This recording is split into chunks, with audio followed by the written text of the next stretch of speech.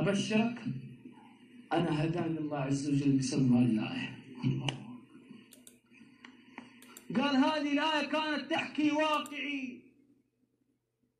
والله قلت له ترى هذه الآية قبل أن تحكي واقعك كانت تحكي واقعي. الله أكبر. هذه الآية كانت سبب هدايتي أنا. الله أكبر. والله العظيم هذه الآية ومن أعرض عن ذكري فإن له معيشة ضنكا